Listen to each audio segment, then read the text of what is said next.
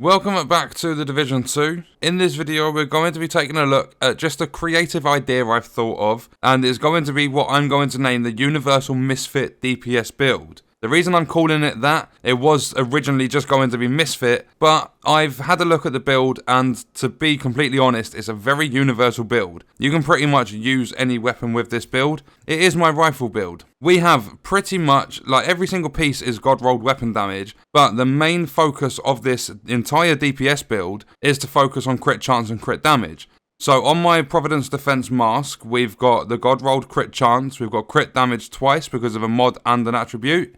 On the bag, we have the weapon damage, then we've got some crit damage and the terrible blue rolls on this bag. I can't be bothered to grind to find myself another one at the moment. On the chest, we've got a very mediocre talent. Overwatch, after staying in cover for 10 seconds, it increases your weapon and skill damage for you and allies by 12%, as long as you stay in cover or perform a cover-to-cover move. So that's got the weapon damage, crit chance, headshot damage, and more crit chance. Then we're running the Grupo Sombra gloves because they've got crit damage, headshot damage, and weapon damage. So there is some headshot damage in there as well. But because of Seska, we're getting crit chance from the brand set. Because of Grupo Sombra, we are getting a crit damage from the brand set. Providence Defense has given us headshot damage, crit chance, and damage. So looking at the holster, we've got the crit damage on there, crit chance, and weapon damage. And then we've got the Perfect Fox's Prez, which gives you crit chance, weapon damage. Well, I recalibrated crit chance, but you get the weapon damage and the damage to targets out of cover, which is incredibly helpful. But the brand sets, they're Providence, Grupo Sombra, Seska, and Overlord. So there is nothing on this build that is going to benefit an LMG or an AR. The only thing boosting those damages will be the specialization, because I've got AR, rifle, and LMG damage on the sharpshooter specialization. So what we're going to do is, I'm not going to use a rifle because that would be using the build to its full advantage of the Overlord and getting the 10% extra damage. So what I'm going to do is run the Savage Wolverine, which is just your buck standard named AR, 99k base damage. So if I had Fenris, this would be over 100k. It's got the God rolled AR damage, it's got 7.5 health damage and 2.9 rate of fire. I'm using this weapon just because I want to see how good this build is for other things in the game. So could I run a shotgun? Can I run an SMG? Can I run an AR? Is this build going to be viable for other weapons besides rifles? Because there will be a day where the Baker's Dozen and the M1A do get nerfed because the devs aren't going to boost the damage of everything else in the game up to match the M1A and the Baker's Dozen. Which is totally understandable because that would make their job a lot tougher than just bringing the damage numbers down. But I don't think they're going to do it anytime soon. They've just recently nerfed rifles and MMRs for PvP. They left them alone in PvE, so we might be good for some time right now. But just in case that happens, I want to see how many other weapons are viable, especially when they're put in a build that isn't designed for them. So we have the Savage Wolverine, and we have the Cold Relations with not a single God roll. It's only got 12% SMG damage. You get a lot of crit chance from it, and 3.9% rate of fire. So this has perfect strained, and then this has perfectly close and personal. So looking at the stats, this is for the Savage Wolverine. I've got 111% crit damage, I've got 59.3 crit chance. The other problem is, if the devs catch on that everyone is going for crit chance and crit damage, there are chances that's going to be nerfed as well. So there will be other builds and stuff I'll cover in the future, just to try and not keep up with meta because I play PvE, but to try and keep up with things that are going to make it an easier time to take down the toughest difficulties in the game. So we've also got a little bit of headshot damage on there as well, 82.1%, and we've got some health damage from the Savage Wolverine being 8%. But then if we switch over, if I change the weapon over to the Cold Relations, that hits bang on 60%. It caps out the crit chance. It's got no health damage on it. It's got less headshot damage, but the crit damage is the same. So these guns should still be decent to run in a mission, and that's exactly what we're going to do. I don't know what mission to do. I don't need anything in this game right now. Let's just run American History Museum. I know it's an easy mission. I'm not running this sort of stuff for it to be incredibly difficult. I am playing on the hardest difficulty in the game for every single mission that's in the game. Legendary is a different ball game because it's only set to the 3 strongholds. And I'm not going to run Invaded, I'm not going to go run Manning National Zoo. Like, this isn't supposed to be an incredibly tough challenge. This is just supposed to be, are these weapons viable whilst running your standard missions and playing the game? Okay, so the difficulty set to Heroic.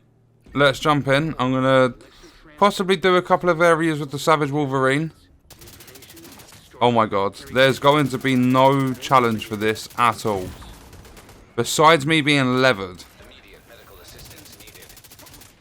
Wow, this build is even more universal than I actually anticipated.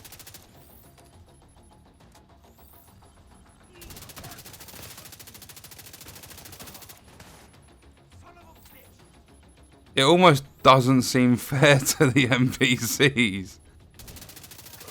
Oh my god. And if you don't have a Savage Wolverine, you can simply just run the Honey Badger. All the Savage Wolverine is the named variant of it. It comes with a perfect talent. So this is the Cold Relations. I've never used this before. And this is an SMG on a rifle build.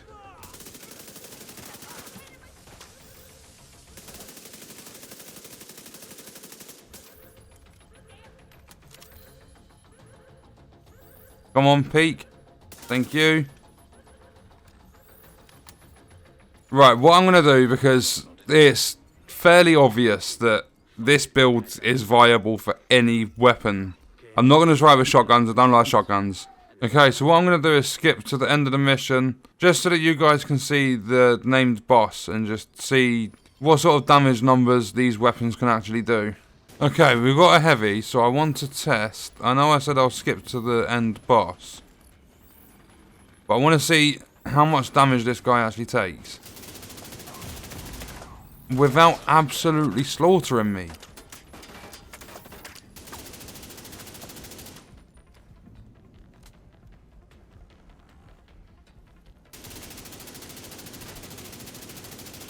Wow.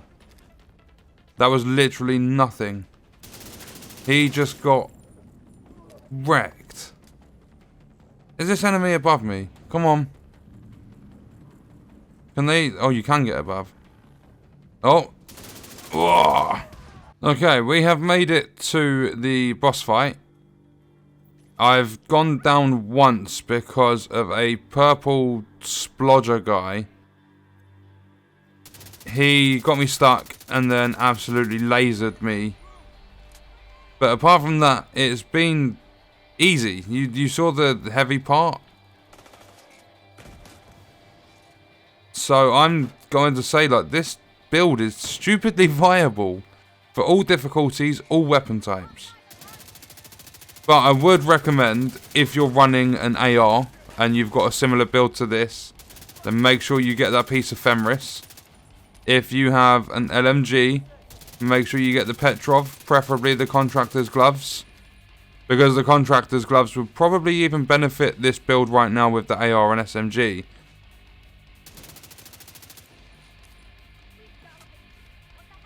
The only problem I see with this really is with the Baker's Dozen, it only consumes ammo when you're hitting your target, so any shots you miss, it doesn't make a difference. Whereas running this through the mission, I've had to use every single restock box because it just seems to eat through the ammo for both weapons. Oh, see, they hit so hard. I've wiped. I've actually wiped. All because Briggs... Jesus, how much did that bar just go down? All because of Briggs sitting behind cover whilst all the other enemies are flanking. I'm going to have to ignore Briggs and just focus the ads first. This has been a little bit too dangerous. Look, they're all just all around me. It should just be me and Briggs now. I'm going to use Cold Relations.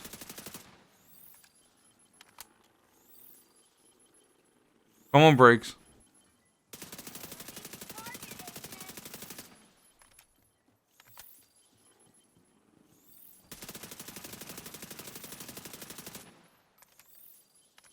Okay, I'm switching back, because obviously Briggs is a sniper. They're just going to keep pushing further and further back when I get close. Go on, let me guess. All trash rolls.